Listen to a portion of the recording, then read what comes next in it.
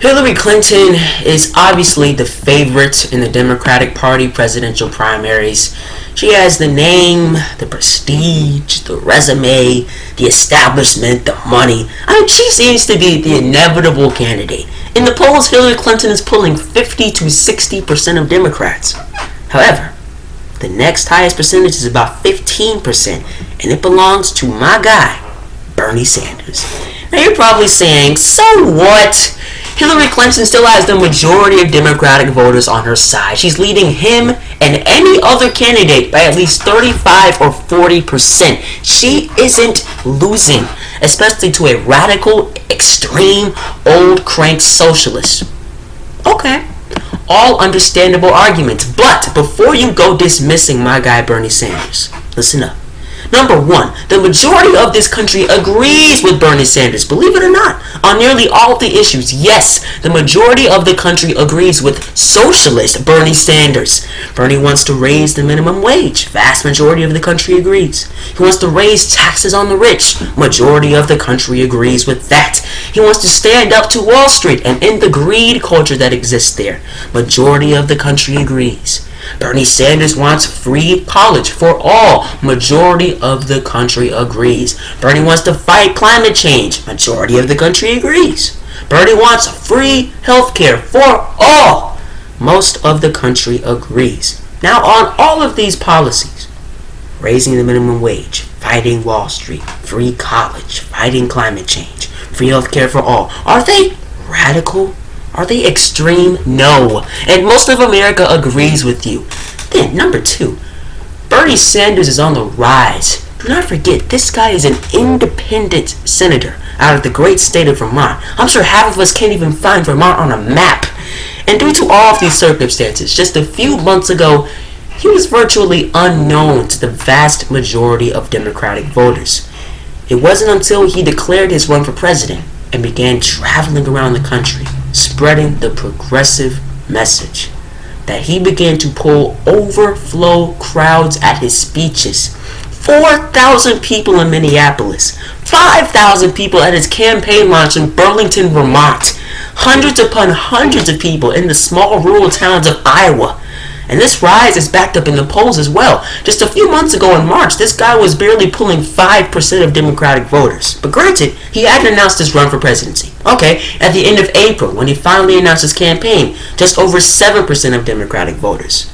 Now, this guy is pulling 16% in some national polls. In New Hampshire, which is obviously a key state in the Democratic primaries, he is at 31%. And just above him is Clinton at 41%.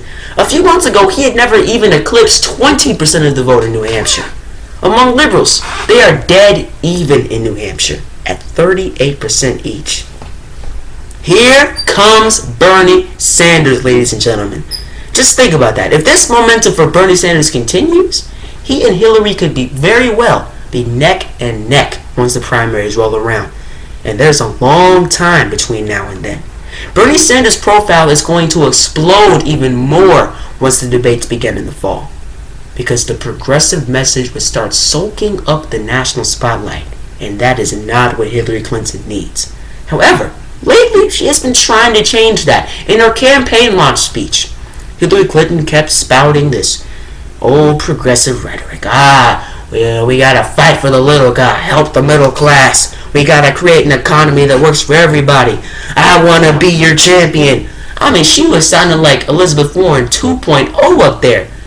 However, if I were you, I wouldn't believe it for a second. Notice, during that same speech, very little specific policy proposals. Okay, create an economy that works for everyone. How are we gonna do that? I'm sorry. Okay, fight for the little guy. How are we going to do that? Is that quiet, I hear?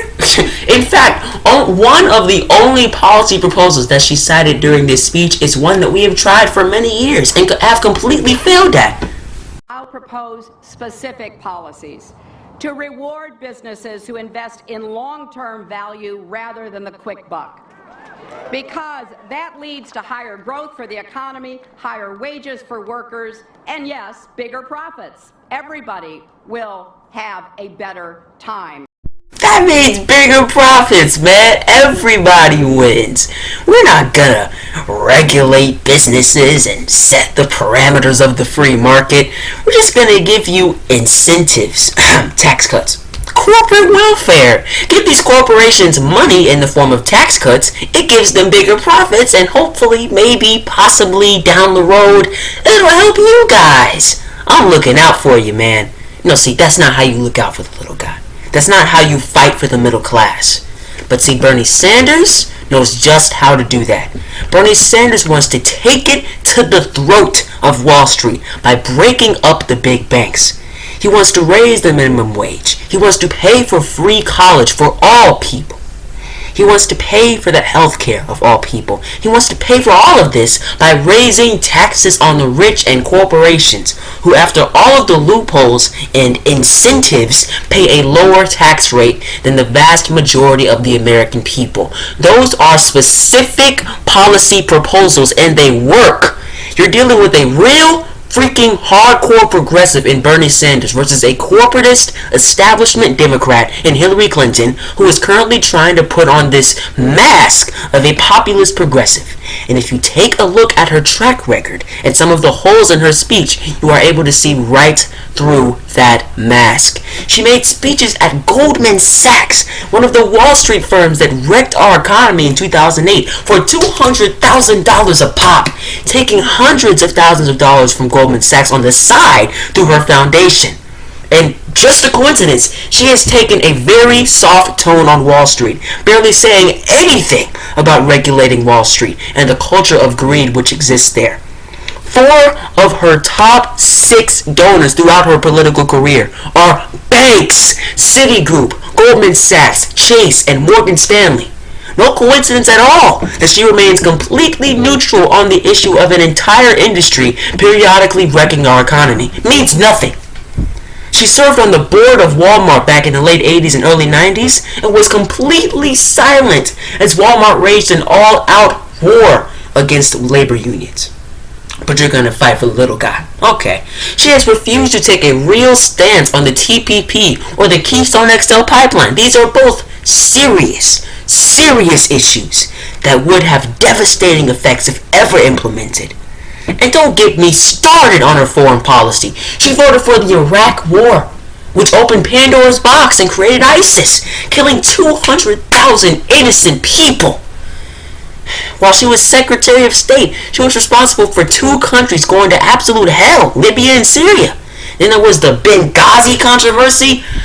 I mean, she's established herself as a pretty much a war hawk in terms of foreign policy. Do we honestly need that in a time where we have a middle class collapsing, the working class barely getting by, and the poor absolutely drowning? All it's going to resort in is trillions of dollars being wasted in conflicts that we do not need to be involved in. Now, all that being said, in a race between Hillary Clinton and a Marco Rubio or Jeb Bush or Ted Cruz or Rand Paul or any other Republican, of course I'm taking Hillary Clinton. She has taken some progressive stances in the past, which I'll take any day over the borderline fascist stances of some of these Republicans. But we're not there yet. Right now, it's Hillary Clinton versus Bernie Sanders in these Democratic primaries.